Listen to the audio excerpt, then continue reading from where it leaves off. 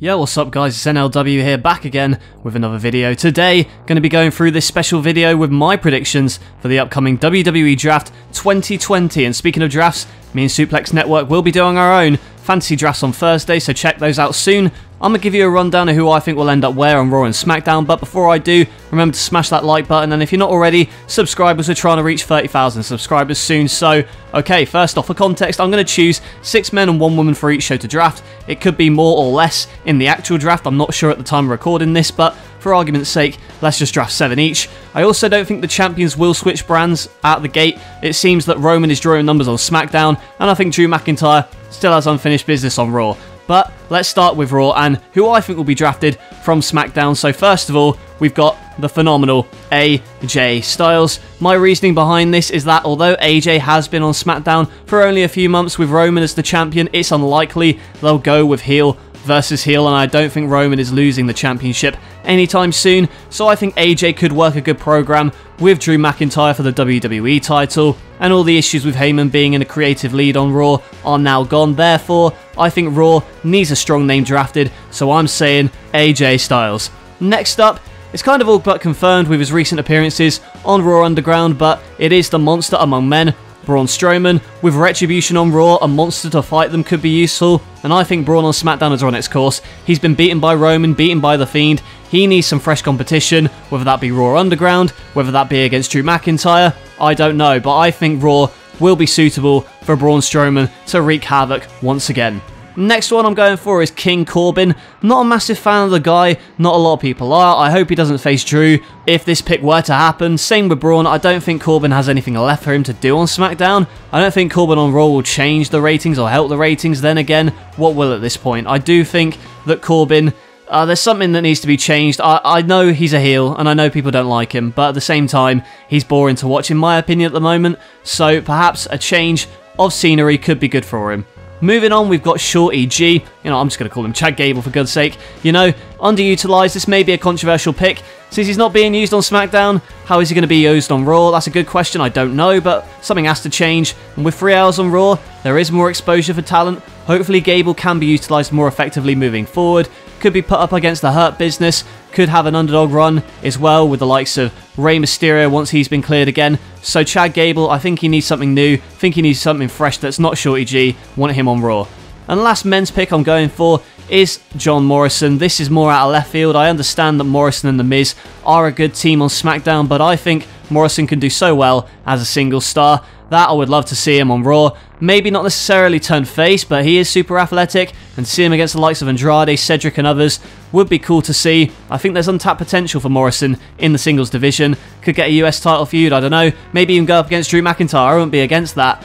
But, the only problem, Morrison and Miz, they are a good tag team, but I think Morrison, for a singles push, would be a good idea. Now for the final pick and a woman's pick, I'm going to choose Naomi, and a fresh scene, as I've said for most of these guys, is what she needs. There always seems to be rumours of her getting a push that never materialise. Naomi versus Asuka, that'd be such an interesting direction to go in. I don't know what you guys think. Anyway, both women's divisions need a shake-up in my opinion, and I think this switch would be beneficial. I know Naomi is out of an injury at the moment, but when she comes back to see her against Asuka, maybe Mickie James, I don't know, but it would be good to see her get a main event push in some capacity.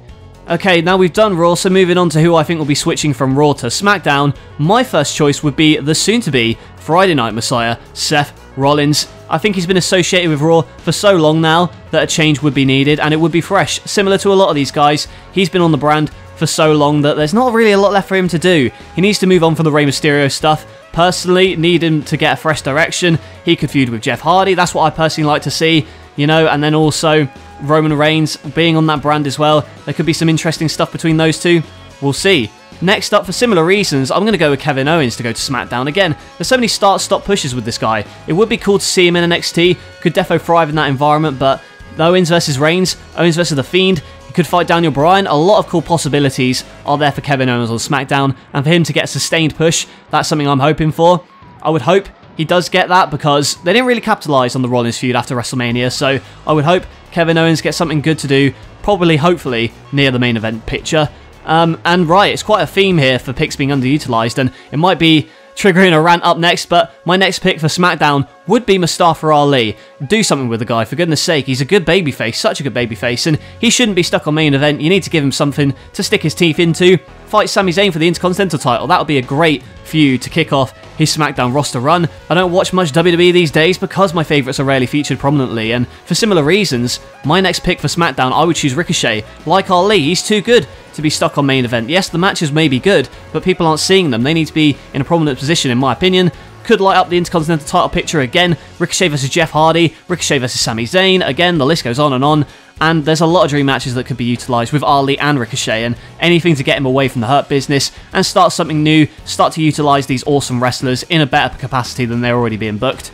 My final pick, though, for the men's division, it's not really for any particular reason, but I'm choosing Dolph Ziggler. And again, like Kevin Owens, he's kind of a victim more so of start-stop booking. I don't think he would be used that much on SmackDown, but I think out of a lot of people on Raw, I think it would be likely that he's drafted. Then again, so could Robert Roode, who just come back recently as well, so we shall see. Again, the fact that Ziggler and Roode are a team, I don't know whether they're going to be willing to break that up, but Ziggler on SmackDown, there are possibilities for him. I know he's only just come back to Raw. How long he's got left in the WWE, we shall see as well, I don't know, but I could definitely see Ziggler switching as like a wild card, I'm not sure.